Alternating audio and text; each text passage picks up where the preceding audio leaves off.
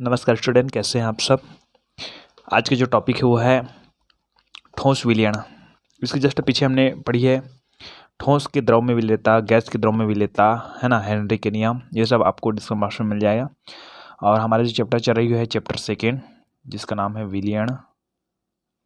आज हम लोग पढ़ने वाले हैं ठोस विलयन क्या है। एक चीज़ आपको पता होगा, मैं 3 चीज़ बता चुका हूँ आपको। पहला तो आपका है गैस विलयन, दूसरा ठोस विलयन, और तीसरा आपका द्रव विलयन। तो पहला टॉपिक में, पहला वीडियो में इसको मैं क्लियर कर चुका हूँ कि जिसमें विलायक हो गैस रहेगा, जिसमें विलायक हो ठोस रहेगा, जिसमें विलायक द्रव रहेगा।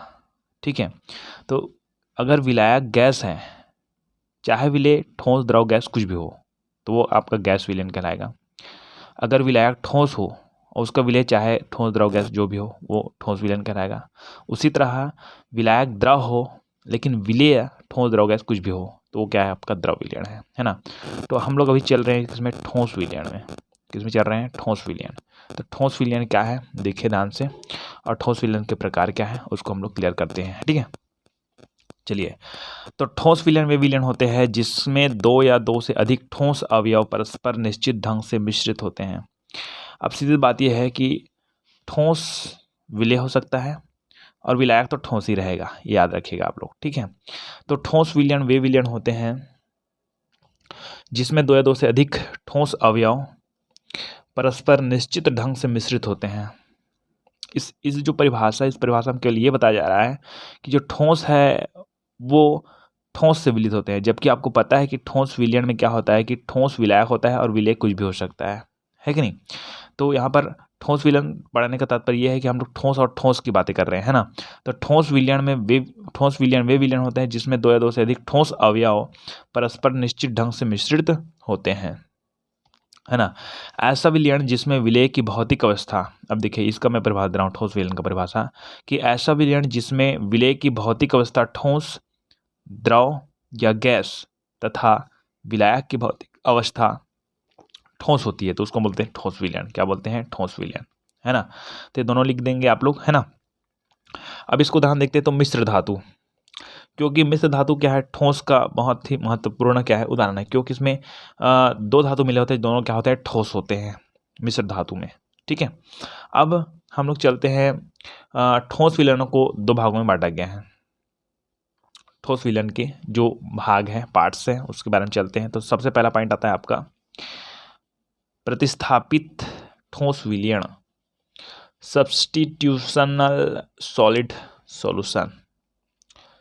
प्रतिस्थापित ठोस विलयन। अब ये प्रतिस्थापित क्या है, प्रतिस्थापित मतलब कोई चीज़ जिस स्थान पर उस स्थान से क्या कर देना, उसको हटा देना, उसकी जगह स्थान लेना। जैसे कि ये कोई चीज़ है, तो कोई यहाँ से एक ऐसा स्टार चीज़, ये चीज़ आता है, मैं क्या बोल रहा हूँ समझ रहा है कि 3 चीज़ है, तो ये स्टार आता है, इस गोले को हटा देता है और उसकी जगह क्या होता है, स्थापित हो जाता है। तो ये हो गया प्रतिस्थापित। स्थापित नहीं बोलेंगे उसको, प्रतिस्थापित।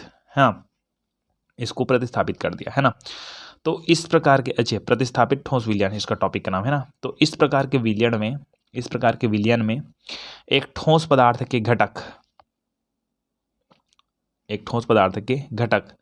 जैसे कि परमाणु, अणु या आयन, क्रिस्टल बिंदुओं में अन्य किसी दूसरे ठोस पदार्थ के परमाणु, अणु, आयन को उनके स्थान से प्रतिस्थापित कर स्वयं उनका स्थान ले लेते हैं। अब क्या तरह ये समझिए कि ये मान लो जाए क्या है, हमारे पास है कोई भी क्रिस्टल है ना भाई। पहला अध्याय पीछे से नहीं छोड़ रहा है ना।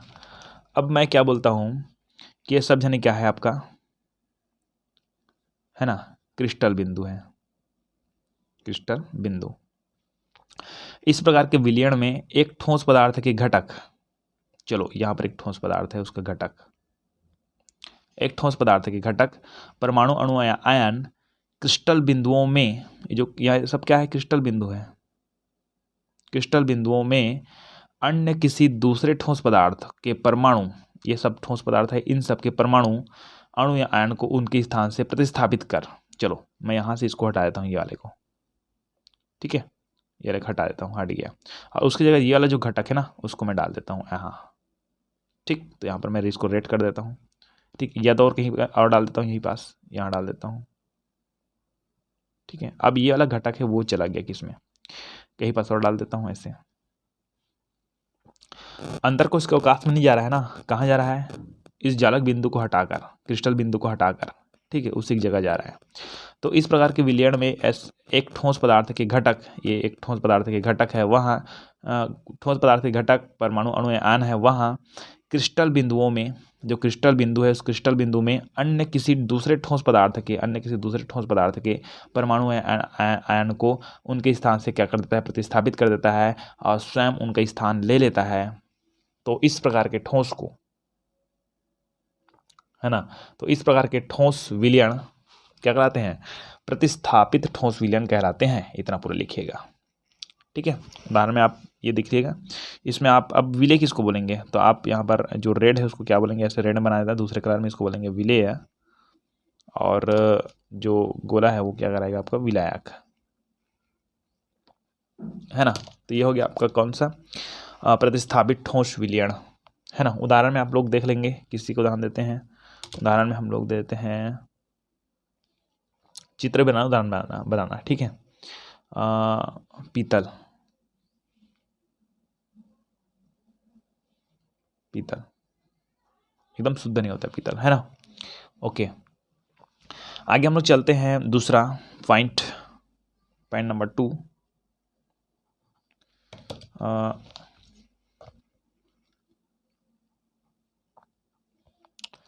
अंतराकाशी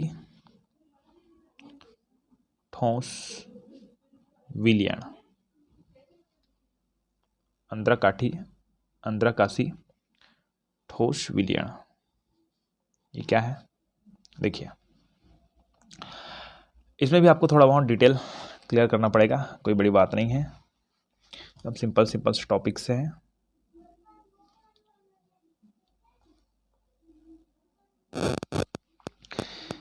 कि जब किसी ठोस के क्रिस्टल जालक में धातु परमाणुओं के मध्य, क्रिस्टल जालक तो बनाना ही पड़ेगा मुझे,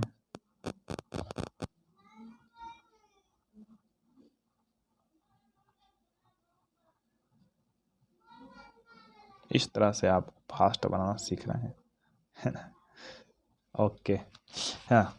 तो जब किसी ठोस के क्रिस्टल जालक में, ये जो क्रिस्टल जालक है उस क्रिस्टल जालक में धातु परमाणुओं के मध्य, छोटे छोटे स्थान दिख रहा है ना, उसको रिक्तियाँ बोलते हैं, पता है ना, अंतरकाश रिक्तियाँ।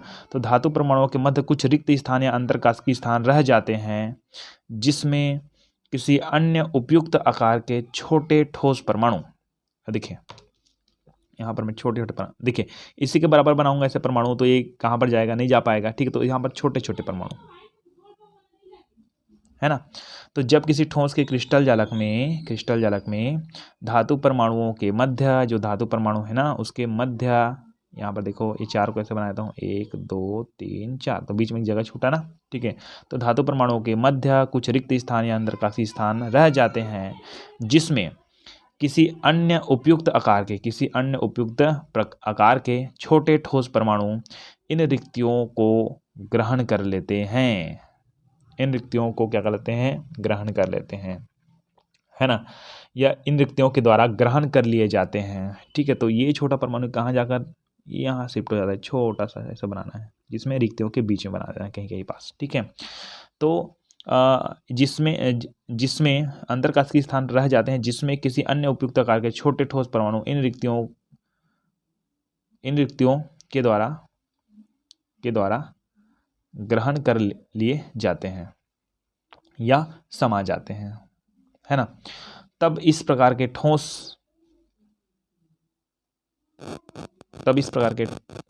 ठोस अंतरकाश की ठोस विलयन कहलाती है। क्लियर है। इसमें विलेय ठोस के अवयवी कणों का आकार, इसमें विलेय ठोस के अवयवी कणों का आकार विलायक ठोसों के अवयवी कणों के आकार से छोटा होता है, छोटा का तभी तो बीच में जाएगा क्या, ठीक है। छोटा होने के कारण क्रिस्टल जालक की रिक्तियों में भर जाने से अंतरकाश की ठोस विलयन कठोर हो जाता है। अब देखिए क्या होता है कि देखो पहला नियम क्या होता है कि एक इस वाले जगह को हटाकर, पहले वाले में इस वाले में इस जगह को हटाकर उसकी जगह कोई दूसरा आता था, तो अंदर का रिक्त तो खाली ही रहता था ना। लेकिन इसमें क्या हो जाता है कि अंदर का रिक्तों में भी कुछ कुछ बीच में आ जाता है। इससे ये होता है कि ये जो क्रिस्टल है बहुत ज़्यादा ही क्या होता है, कठोर हो जाती है। ठीक है, तो ये हो गया आपका ठोस विलयन। और ठोस विलयन के जो क्या है यहाँ पर है, प्रकार, है ना। तो न्यूमेरिकल का हम लोग लास्ट में पूरा वीडियो क्लियर करेंगे। ठीक है।